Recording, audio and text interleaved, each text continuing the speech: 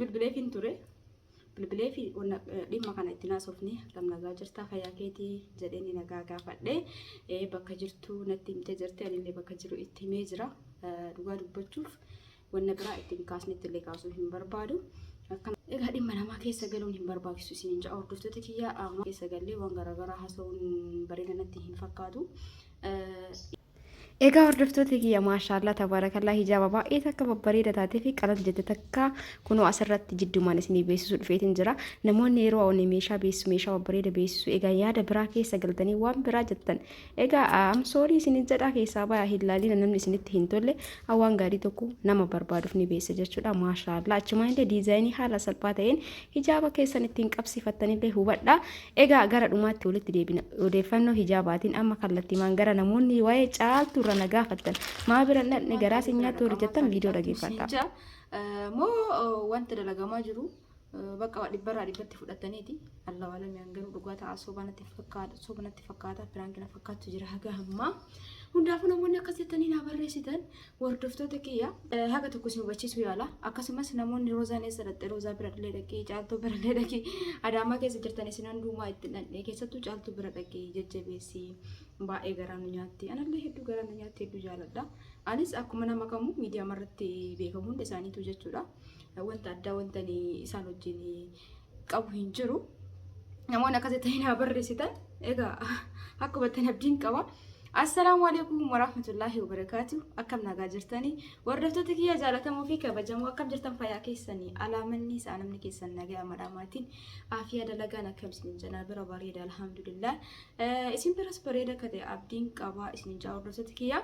Egaa itti aansuu namoonni baay'een akkuma sensarratti isinitti hime caaltuu bira deemii adaamaa keessa jirti atillee adaamaa jirtaa maaliif walitti hin dhiyaanne maa hin deemne amma immoo namoonni hedduun dhaqanii achi isii jajjabeessutti jiranii ati akka shamara tokkootti maaliif jal'iste maaliif bira dhaqnee yoo dhiqqaate nama hedduutu naa barreessa jechuudha gara keessaatiin warroota akka jedhanii naa gaafatan sanii keessumaan deebisee fi fixuu danda'a ture garuu ammas ni danda'a garuu mootu maaliif viidiyoo qabadee dhufe waan biraatiif osoo hin taane namoonni biraa akkanatti akkanaan gaafanne gaafii akkasii akkanaan gaafanne fakkuulee galatti wanti kanarratti viidiyoon as dhufe jechuudha.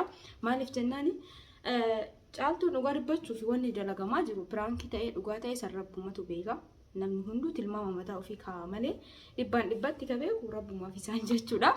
Kanaafuu viidiyoo darbiratti illee isinitti himee jira. Naga tokko piraankii na fakkaate piraankii jechuutti jira hagam malee piraankii jechuutti jira. Taani immoo ilmi namaa kan hin beekamu dhugaas ta'uu danda'a Allah walamii. Kanumaafi namoonni akkasittanii naa barreessitan nama kamuu ni jaaladha jechuun namni kamuu uumama isaatitti namni uumama badaa ta'e uumame hin jiru. Gocha isaattu haala isaattu nama jaalachiisas nama jibbisiisas jechuudha. Nama kamuu haala isaattu isa ibsa malee namni noormaalii namni uumamaan namuma jechuudha. Ka gize uumamu kun nama jibbamaadha kun nama jaalatamaadha jedhamee uumamu jira natti hin fakkaatu. Maaliif isin jedhanillee akkuma nama tokkotti caaltuu ni jaaladha ni kabaja.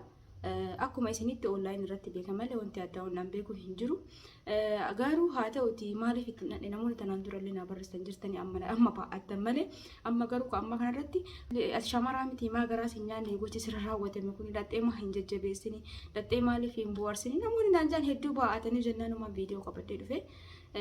Kanaafuu caaltuu ni jaaladha ni kabaja akkuma nama kamuu wallahi ni marratti si beeka. Warri waan nama barreessitan kun jechuudha keessaanuu yaa namni bilbila nama fakkeenyaaf bilbila kiyya YouTube irraa ni argatan baay'ee nama YouTube irraa ni argata. Maaliif bilbila hojiiti malee suni bilbila normaalii kamalatti fayyadamu masmarri ka biraati jechuudha. Siiminta biraati ka hojii akkachumarraa fudhanii kan hojii sanarraa fudhanii namoonni baay'ee na barreessanii koomenti baay'ee karaa WhatsAppiitiin dhugaa dubbachuuf hin deebisu jedhatu macadhisallee gisee tokko sagalee garuu irra deebi'ee namni tanuma keessa meeshaa barbaadu namni sirriitti waa barbaadu tokko sababa nama kaawwanii bakka nama yoo dubbisu guutumaa guututti illee dhiisa namni nakumatullee jira jechuudha. Kanaaf warri waa barreessitan kun addaan baafadhaa waan tokko gisee namaa barreessitan. Anama fakkeenyaa fi caaltuun akka miidhamtu hin barbaadu gaddisillee arguun barbaadu nama kamuu haa ta'u jechuudha. Maaliif gaddi nama tokko keessatti wanni ati argattu hin jiru akkuma kititti ilaaluu qabda waan mara normaalii akka kiyyatti yoo bakka caaltuu beekte hin laale osoo dubbiin dhugaa taate jechuudha. Yaa garaan nyaatti osoo wanti kun ta'uu baate natti tola. Waan kanarra darbee mootu yoo isii argee isii jajjabeessuu mala yoo tanaan dura malitii kan dhabu ta'e kan deddeebi'u ta'e akkuma gizee kaane san caala dhaqee jajjabeessa jechuudha. Kanarraa ka hafe keessa galuun hin barbaachisu isin ja'a hordoftoota kiyya namaa keessa galee waan garaagaraa haasa'uun bareeda natti hin fakkaatu. Yaa miidiyaan kun akkuma isin beektani waan gaariin jira waan badaan jira namni hojii jedheellee waan garaagaraa hojjeta hunda akkuma itti fakkaatee hojjeta. Wanti nama jibbisu keessa miidiyaan kun nama kamiifuu nama waan badaa hojjeteefis nama gaarii hojjetee nama arrabsellee nama ajajellee bakka nama hundaafuu walqixa ta'uun isaa egaa namni hunduu waan itti fakkaatu dalaga jechuudha. Maal isin jechuu fi namoonni akkasittanii keessaa naa barreessitan osoo si taate dassi jedha osoo si taate akkana si ta'a osoo maa cadhistee maa dhadhee jajjabeessin wallaahi maal taatan garuu maal taate jajjabeessa caaltu jechuun tanaan durallee isinitti himee jira wanni kun piraankii ta'uu mala alla walami dubbiin dhedheeratti amma inni irrallee dubbachuu baay'ee hin fedhu garuu sababa warra na gaafatee san namni birallee akka deebi'ee na gaafanneef kan viidiyoon dhufe malee waan biraatiif hin miti. Kanaafuu tanaan dura piraankii ta'aa isiniin jedheen ture amma dubbiin daran babal'ataa jirti akka YouTube irraa arginutti waan biraa osoo hin ta'in sanumarraa kan ka'e alla walami wanni dalagamaa jiru kun piraankii ta'aa dhuguma ta'a isaanuma rabbi qofatu walitti beeka jechuudha. Kanaafuu dhibbarraa dhibbatti illee dhuga jettanii maa biran dhaqinii waan jajjabeessin hin jedhina dhugaadhaa adaamaa keessan jira isaan illee adaamaa keessan jiranii.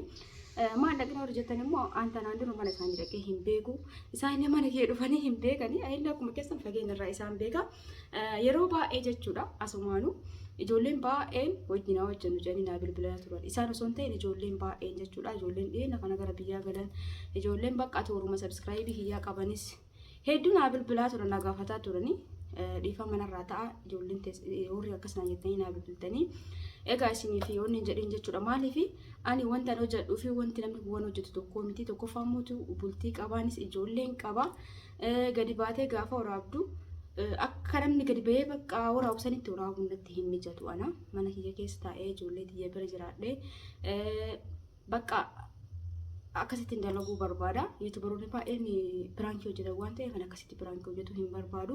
Sababuma san nama baay'ee nama akkasnaan jedhe san ijoollee baay'ee jechuudha. Ittiin dhaqni namoonni biraa namni yoggoota akka jettu gara waan biraa fudhatu danda'a. Ani immoo wallaahi dhugaa dubbachuuf osoo akkasi dalagee qaatan dalaga jechuudha qaata. Maaliif nama chaanala gurguddaa qabu osoo hin taane anumti amma chaanaaluma namoonni kuma takkaayyuu nama hin qabne akka harawaatti itti banee fi osoo piraankii wajjin hojjedhe chaanalli nama sanis kiyyas dafee guddata. Garuu piraankiin kun bareeda natti fakkaatu jechuun piraankii ta'ee ka barumsa namaa kennu ka ergaa garaagaraa dabarsu amantii keenya keessaa nama hin baasne bokkuu ta'e ishee haa ta'u garuu numa kana piraankii jedhanii gida dalagan boru gaafa ilmoon ta'e guddattee achirratti argiti maal sin jetti maal sirraa fudhataa deemti sammuun isii bakka harmeentii ammaa kana dalagdee abbaan himaa kana dalagee jedheetiniin ilmoo ta'e jechuudha sammuu isaanii hafta jechuudha. Asirratti wanna gadhiisu laallata gadhiisuun bareedaadha. An jalqaballee piraankiin hin jammarre sanumaa fi namoonni amma caaltuu bira maan dhaqin jettan immoo caaltuun maal taate jedhee birraa qabee natti hin ba'a jechuun dubbiin tuni dhibbarrattu dhugaa taatee soba taatee addaan hin beektanii. Kanaafuu piraankii ta'a dhugaa ta'a hin beekamu. Dhaxanii maal jajjabeessin dhaxee maal jajjabeessin warri jettanii maal taate jedheetiniin dhaqee jajjabeessa. Nagahan jirti mijatti piraankii ta'uu danda'a. Wanti akkanatti nama ariifachiise hin jiru. Noormaali ani nama akka kiyyaa mana keessa dalagu ku ta'e itti dhiyaadhe wajjin osoo dalagee natti tola. Maaliif hundi yuutuubii kun nama tokko hin ta'u. Wallaahi laazim akkamitti akka waraabiyaan gadhiisu natti beeka viidiyoo nyaata ta'e viidiyoo kamuu waan tokko gisee waraabu bakka tokko keessatti amma fakkeenyaaf gisee isin dubbataa jiru kana bakka tokko kaayetiin dubbadha.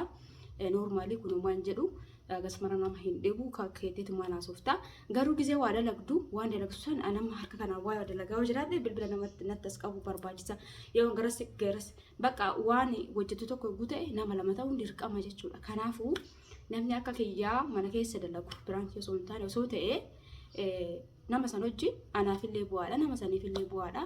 Mana sii dhaqee mana kee dhufte osoo hojii dalagee hedduu akkanatti tola jechuudha. Waan kanarraa fi piraankii garaagaraa waan akkasii gadi bahanii magaalaa keessa yeroo bashannanaa akkas waa baay'ee dalagamuu danda'a. YouTube kanarratti garuu waan akkas dalaguu hin danda'u.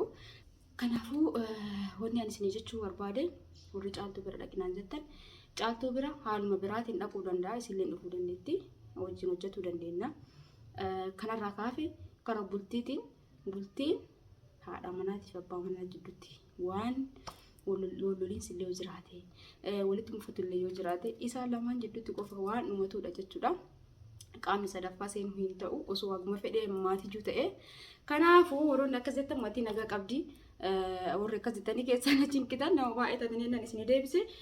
Caaltuu noormaalii hojii biraatiin olitti dhufuu dandeenya. Adaamaa keessa jirti waan ta'eef isillee amma anis haadha daa'imaati isillee haadha daa'imaati. Waan tokko waan barumsa namaa qabu waan mana keessaa dalagnee gadhiisuu dandeenya. Waan kanarraa hafe bara biraatiin maabiraan jajjabeessanii bultii namaa keessa seenuu hin barbaadu isiniin jedha. Obboleeyyan kee akka hubattan abdiin qaba. Adaamaa keessa yogguu jiraadhe oluma ka'ee namni tokko hojiidha isaan hojii dalagaa jiraatan ta'uun mala biraan yoo ta'e addaqee mee akkam godhinaan jettan mee natti maawri naa barreessan sun haadha koomentii barreessa warra akkasittanii na gaafattan. Caaltuu bira dhaqee haa jennuti maal taate jedhee maal taate jechuun wanti kun addaan hin baane dhugaa dubbachuuf bilbileef hin ture. Bilbilee fi dhimma kana itti naasofne akkam nagaa jirtaa fayyaa keetii jedhanii nagaa gaafadhee bakka jirtu natti himtee jirti anillee bakka jiru itti himee jira. Dhugaa dubbachuuf wanna biraa ittiin kaasnetti illee kaasuu hin barbaadu. Akkana waliin hojjanna jedhaniitiin jira. Saniin booda hayyinaan jette gaafa itti dhaqee yookaan gaafsi natti dhufte viidiyoo isin waraaba. Namoonni akkasittanii gaafii nama gaafattan nama birallee haa ta'u waan isin wal qabate isaan namarraa suutuma eegaa maal gootan. Du'aayi godhaa fi wanni biraan mootu jechuun du'aayi illee gise gootaniif rabbi amtuu akkana isinirraa hafa geessuu yeroo tokko inni nu akka qalbiitti haasofne gara bara deemuu danda'a. Rabbiin yoo isaan biraan kifillee waan akkana hojjetan rabbiin irraan kaayii yookaan mootu ittiin fidin jenna.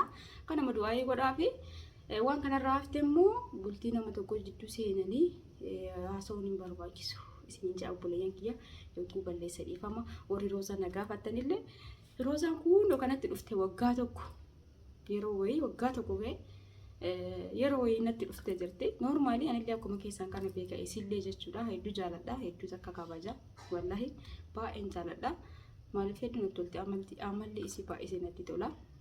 Ni jira miti miidiyaa kanarra gizee ilaaltan namni hundi wal qixaa ilaaltan akkasuma jechuudha. Bilbila gizee san isii nama qabduu fi kayoo san isii argadheen san hin dalagu amma. Taani immoo nagahuma qabdii haalli isinitti jirtu ni beektanii saniif itti toluu dhiisuu danda'a viidiyoo gizee waraabdu.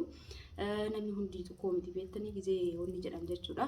Kanaafuu sanuma saniif baduu dandeetti malee nagahuma qabdii sinjaa warri isillee nagaafattan isillee gaafa rabbi jiru tokko walitti dhufnaa gaafsan viidiyoo isin waraabna yeroo akkasitti nagaafattan keessattuu warri waa'ee caaltu nagaafattan ani dubbii irraa hin beeku.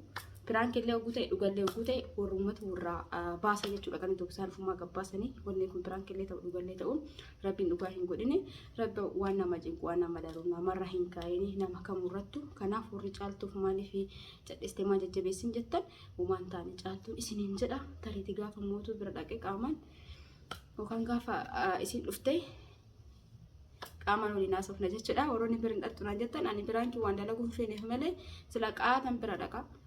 Qaatan illee wajjin hojii eegala. Taaksii mala makkisiin natti himtetti jira fayyaadha jettee jirti wanni si yaaddisu takka hin jiru. Abshirii yaaddee naa isin jira warri akkana yaaddoftanii nama dhiphattan kun baay'ee takka galatooma ulfaadha. Du'aayii godhaafi osoo ta'e illee du'aayii godhaafi malee akkanatti mana namaa dhaqanii wanta haasawuu miti kun jechuudha. Bultii waan nama lama qofa jidduutti raawwatamudha. Namni kamuu mana keessatti wal dhabaa wal lolaa walis dhaamuun jira. Garuu haadha manaatiif abbaan manaa jidduu seenuu dansaa miti jechuudha osoo ta'e illee isaanumatu walitti deebi'aa waan ta'eef jechuudha. Akkasiin jaa hordoftoota kiyyaa warroonni akkasitti na gaafattan akka hubattan abdiin qabaatan gochuu hin dagadina laayik illee godhaa isin jedha yaadaan warra keessan barreessa yoo isin laayikii gootan viidiyoon nama baay'ee bira gahaa yeroo nama baay'ee bira gahu yommuu ta'u namni tokko keessaa akka garaa laaf sabskiraayib godhuu danda'a garuu namni garaa jabaateera sabskiraayibii hin godhu. Egaa hordoftoota kiyyaa gaafii keessan deebii xumuree jira gara hojii kiyyaatti deebi'ee jechuudha.